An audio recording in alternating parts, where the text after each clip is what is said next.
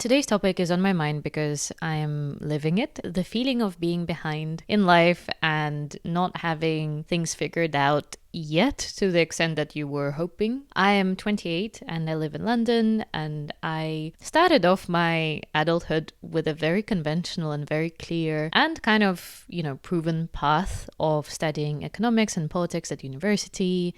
Then I went on to do a master's, which had a little bit to do with entrepreneurship. And then after that, after a couple of jobs, I ended up in consulting, in a corporate kind of classic, out of LSE job that you get. And since then, I've had a lot of plot twists. The particular one that made me think about this topic is the fact that I took a career break recently. And if you've been watching the videos or watching the podcast, then you'll know that I've been on a career break since September and I'm doing a dance degree. And that is not something that fits in the path that I've been on. I think the path that I've been on leads me to climb the ladder in consulting and then progressively get more senior, then maybe go into industry and then do a similar role. I do people consulting, so change management, organizational culture, and leadership, and maybe do that in-house eventually in some sort of people and culture lead role or culture and leadership development role. That would have been easy and probably with the least friction if I were to follow that thing, because it's literally in front of me, it's laid out, it's the most natural progression that you could have. But I am the type of person who is very hard to convince otherwise once she puts her mind to something. And for me, dance has always been a huge part of my life. It's always been something that's my passion, something that's bringing me happiness. And I think because of the path that I've been following, the very conventional one, it wasn't even on my mind that dance could be a work thing. It never even crossed my mind that I could consider options of studying it or making it at least a part of my career, if not the full-time thing. It only is the past couple of years that I've been really, really itching to upgrade in my dancing level pretty much and open more doors for myself in terms of performances and dancer roles in different things. But that, hits me in my late 20s. So realistically, it's a little bit late. And my body is probably not at the point where if I study dance now, I can still have a whole super long dancer performer career ahead of me. Of course, people do perform well into their 30s and 40s and 50s, and honestly any age you can be performing as a dancer, but just objectively it gets tougher. I've seen it with myself. There's stuff that I can't do the same way anymore like I used to at 18. Like, for example, if you go out and then you have something the next day early in the morning, can't do that anymore. If I have an early thing in the morning, then I can't be going out because my body won't handle it. I just won't have the energy the next day to function properly, whereas I could before. All that is to say that I am doing this big risky thing at the moment in my late 20s, and it is not only late, kind of late for me to be doing it for dancing, but it also means that it's stalling my corporate career. And as much as I might want to deny it, and be like, no, people take sabbaticals all the time, and they do. It's a much more common thing now than it used to be. And also, I'm based in London, and in the UK, I feel like it's way more progressive in terms of the corporate work culture, where things like this are perceived reasonably okay and they're more common. Whereas maybe in a more traditional culture like the Russian one where I'm from, I don't think that would fly in the same way. I think people would genuinely proactively look down on you in terms of your career ambition, and they would probably feel like you're not serious enough. And there might be an element of that here too, but at least it's not explicitly said. My point being that this pivot and this experiment of sorts means that I am falling behind in both, because I made this decision to pursue dance education full-time quite late compared to others. I'm about 10 years older than most people on my course, because for them it's their first undergrad, fresh out of school. And for me, it's my third degree. And because of that, I already feel like I don't have the advantage of still everything being ahead of me. I don't have the advantage of my body being able to handle more. pressure and more intensity. And sure, I'm not, I'm 28, I'm not 38, I'm not 48, and things will get progressively more challenging on the physical side of stuff, I'm sure. There's a reason why athletes and sports people retire usually in their 30s, kind of like late 30s if you're lucky. And dancing is similar in the way that it's so demanding of your body that you might want to be doing it still into your late 30s, but you have probably higher risk of injury. You probably just have less energy generally, and you tend to stay in the industry, but at the same time transition what you're doing into something a bit more creative direction wise, or choreographing or teaching, and that becomes your kind of main core thing as opposed to performing as a dancer yourself. That is the classic path. And then some people reskill and do something else on the side once they stop being a dancer performer. So anyway, all of this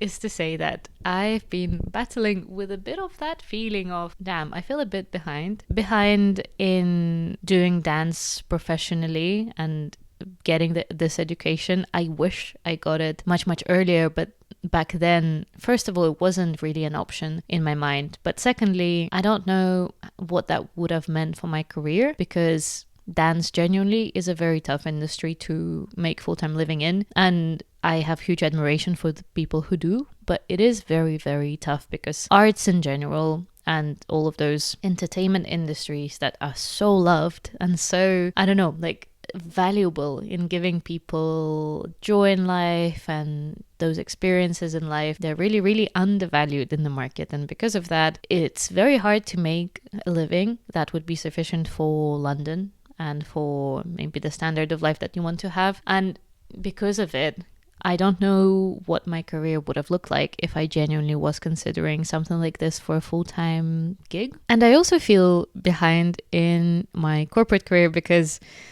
the irony was that I once had a people lead, which is someone who is your manager in a consulting firm, at least that's what we call it in mine. And they kind of are responsible for your progression. They represent you in talent reviews, and they are kind of your go-to person, but they might not be managing you day to day on the project that you're on, because you'll have a project manager as well. And I had a people lead who was several grades above me and the same age as me, which was interesting, because it just makes you think that, if only I pursued aggressively a particular path from when I was 18, from when I was fresh out of school, I would have been much further ahead now. But because I've been kind of splitting my attention between this corporate path, but at the same time I've been having this pull to perform and do dance on the side, that has been pulling me in my career to the more creative fields.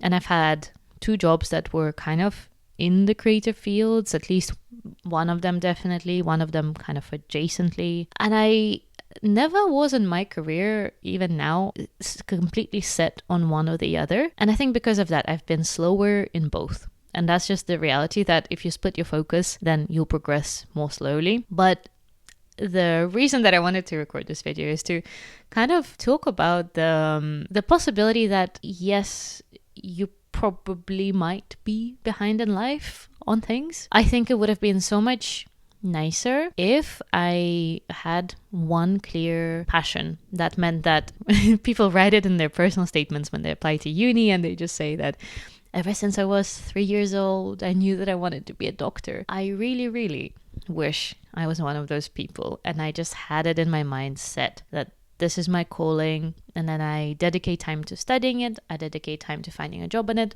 and then I progress in that job at a very good pace. Because by now, I could have been in a pretty senior role if I started this from the very beginning, but I'm kind of in that painful early to maybe mid career stage in both, where I'm not quickly progressing, and also I'm not quite ready to give up one or the other, because like I said, I think I would really struggle to be full-time in dance, not just pragmatically but also mentally. The pressure that it puts on your body being in ready shape to perform which is incredibly demanding. But also, I'm not quite ready to give up my corporate side of things because I think it gives me a very good route into a stable thing. It's something that's better paid objectively. You're gonna probably have better income in corporate versus in arts, and that's a sad reality. I wish it was different. Equally, I think that just completely dedicating myself to corporate would kind of kill my soul. If you're a similar person to me and you have those creative drives and an urge to do that passion and dedicate time and energy and love to it, you'll know full well that you're probably not cut out for the whole corporate package that it comes with,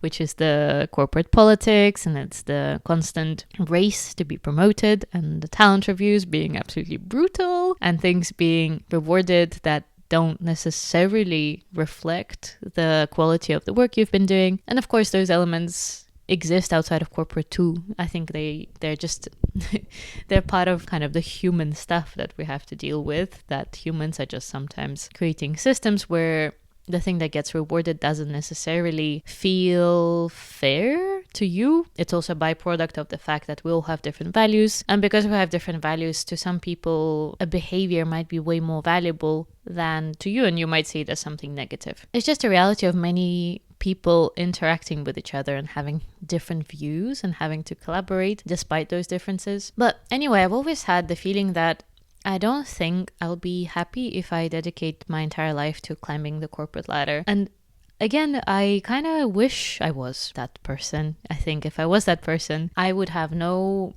spiraling to do, no overthinking to do about what should I do with the next year of my life. And should I even think about a sabbatical like this, before I decided to do it? And will that ruin my career? Will it make people see me less seriously? Will it be incredibly weird to come back, if I do come back, and then be a grade behind the people that I joined with?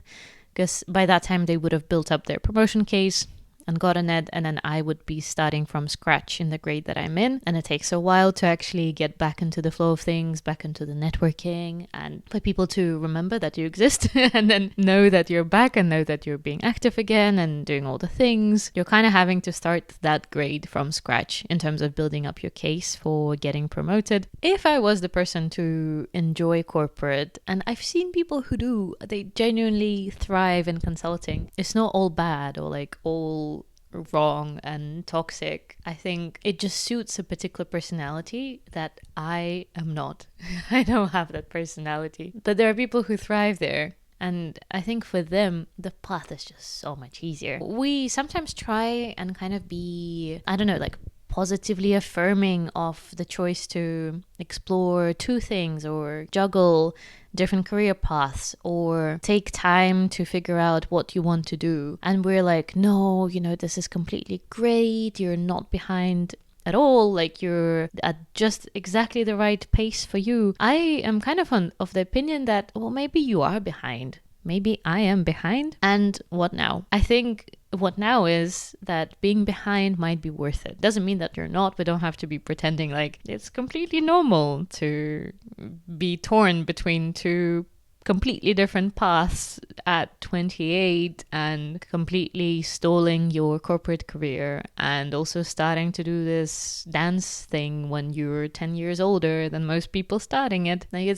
you're not behind at all. That's just a lie. I think that's just being dishonest to yourself more than anything else. So I'm of the opinion that you might be behind, but it might be okay to be behind if that means that you're staying true to yourself and you're choosing the being behind and the drawbacks that come with it because of the opportunity that it gives you to be authentically you and really listen to yourself and follow your intuition a bit more closely than you would have otherwise. Because what also happens on the flip side is that you're so convinced of a particular path and you don't really question whether you're so convinced because of genuinely your own desire or because of your circle and the people around you really seeing that career path as something great to pursue, something really high status to pursue, and then you internalize it, but you don't distinguish anymore between what's yours and what isn't. I think what sometimes happens is you follow that path and then you end up there.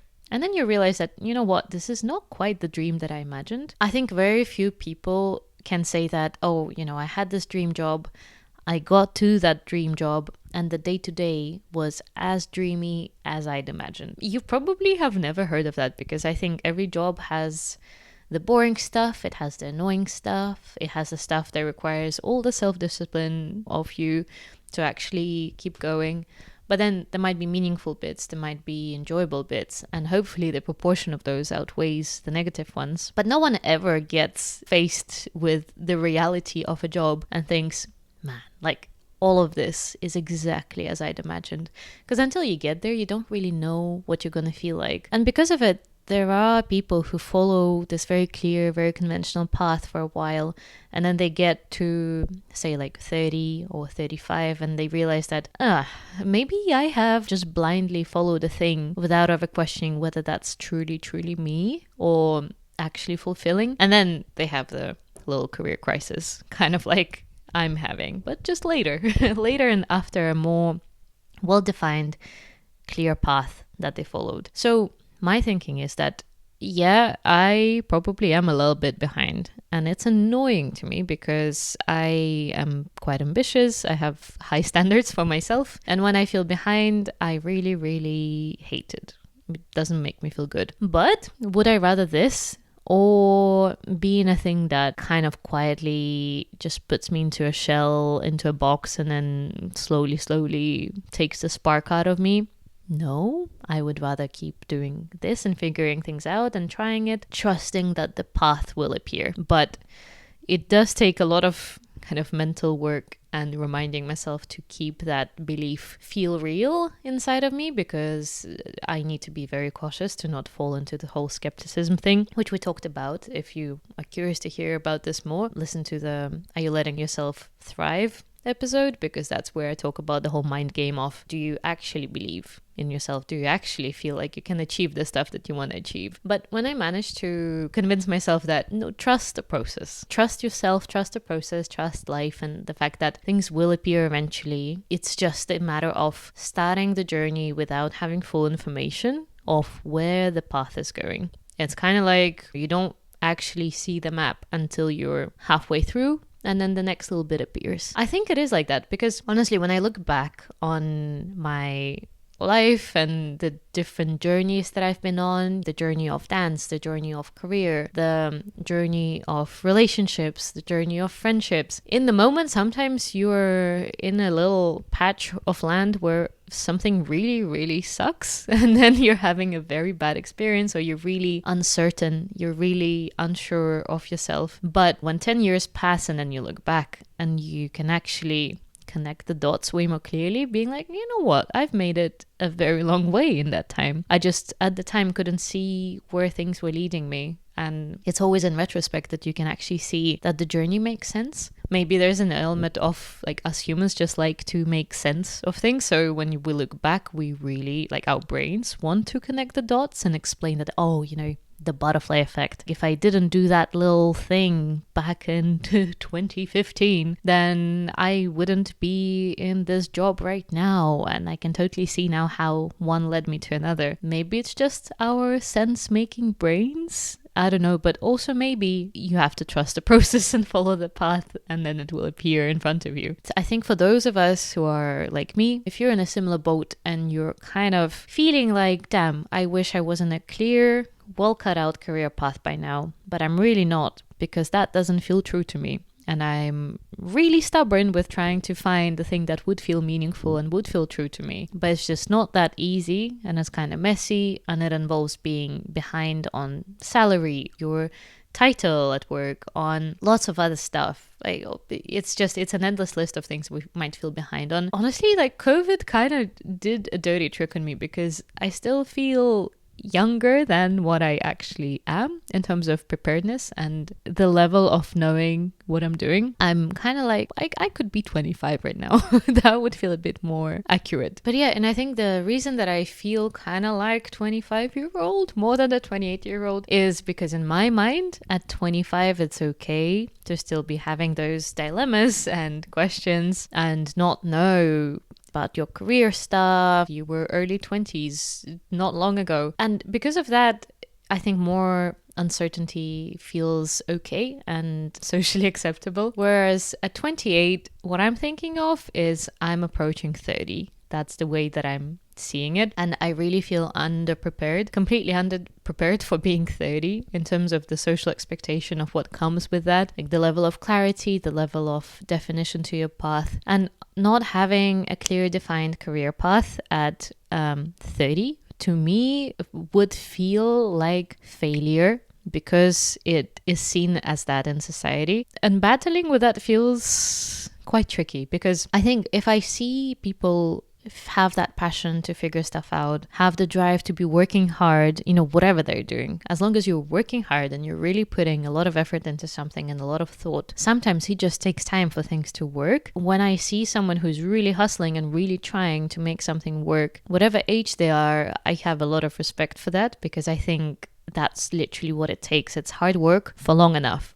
Ideally working smart as well, which I'm not that great at. I'm good at working hard. But when it comes to me and I'm thinking about myself, I'm like, girl, I kind of expected you to be further along by this point. And the whole conversation of stopping your career to explore another thing, especially when you don't really have a clear return on investment in sight. Like I said, dance is not something that I'll be doing full time. At least I don't envision that happening for two reasons. One is that I don't think I would be able to make that work financially and in terms of the pressure on the body. Secondly, I don't know if I would want to because I am really interested in multiple things and I really enjoy having a mix of physical expression and being very active with my body, but at the same time having that little professional corporate-ish side of thing, but maybe ideally outside of corporate. So doing some sort of work with clients in some format where I interact with people and, I have that professional services vibe. I kind of like that too. I like feeling confident in helping people with a particular topic and interacting with them. I love being holistic with that stuff and the way that it makes me feel. And I always feel quite happy that I have the other thing when I'm doing one of them. I think it balances me out. It gives me kind of more sides to me that I enjoy having. But what does that mean? Does that mean that because I didn't know very clearly and from the start that I love dance so much, that means that now I have to live with the reality that I'm starting it late and deal with that mentally and physically. In corporate, the fact that I am kind of questioning other paths and what I want to do, what does that mean? That means that I'm behind on promotions because I wasn't going above and beyond to the extent that other people have. I have been in terms of the stretching of my mental health, working so many hours in terms of being plugged in all the time and always checking messages and emails and not really resting. I've been doing that, but that still might not be enough. So I'm not on the fastest trajectory of promotions that I could have been on. There are some people who I really like, corporate consulting geniuses in terms of climbing that ladder. So I've not been doing either. And I think the reality is that has made me be behind. And I think denying that would be a little bit naive and a little bit childish. It's kind of like the conversation about work-life balance, which may come across as controversial with what I say, but some people talk about the fact that no, I should be able to be completely balanced with my work and leave at 5, and I should be able to get my promotion and da-di-da-di-da, and it's very possible now to be going just as fast in your career and having work-life balance. I think that is a little bit naive to say because the reality of most places is that no, actually to get promoted that fast and to make it to the top like that in a culture that promotes longer hours and hard work, it would require you to sacrifice your work-life balance. Same thing goes for entrepreneurship. I think some people talk about how you can build your business and you can keep your sanity, work-life balance and free time, and you don't need to be in that hustle mode and toxic productivity. But how many entrepreneurs do you know that have succeeded, that genuinely maintained their work-life balance in the early stages? And I don't know any, at least I've not heard of them. So I feel like the same stuff applies to me. Like, for example, I am willing to recognize that work-life balance is really valuable to me. And also, if I'm in a corporate job like consulting that doesn't quite support work-life balance in a lot of ways, even though they might say that it matters, but in reality, it's very hard to maintain it, then I need to recognize that if I am to maintain my boundaries and if I am to really prioritize work-life balance and keeping my sanity, what that means is I won't be promoted as fast. That's just the reality of it. Of course, I hope that culture changes. I hope that things change for the better where you can have both. You can have fast progression and work-life balance. That'd be lovely. But it's not the reality right now. With entrepreneurship, which I have been kind of dipping my toes in recently with the guide for dancers with a 9 to 5, and also just thinking about what my next step is this year alongside YouTube and all the content stuff, exploring different thoughts about potential community or potential ways to freelance, I can be thinking that I can do this and I can thoroughly just completely dedicate my time to my dance degree, and I can have work-life balance and a social life and the sleep and the nutrition. But the reality is, if you're choosing to do that many things, you just won't have the balance and the pace and the space to relax that you would have otherwise. It's just the trade-off that you're willing to choose. So what am I doing with that information now? Is not giving up on creating something bespoke for myself, something that doesn't usually exist because it's not easy, it's not conventional, and combining two things that are not usually combined. And for me, it is worth it. I think at the moment I'm in a phase of life where I'm trying all of these different things and I want to thoroughly enjoy my degree, and I've been loving it, but also pursuing all these other things and content and exploring business ideas on the side. What that means is that I don't have free time.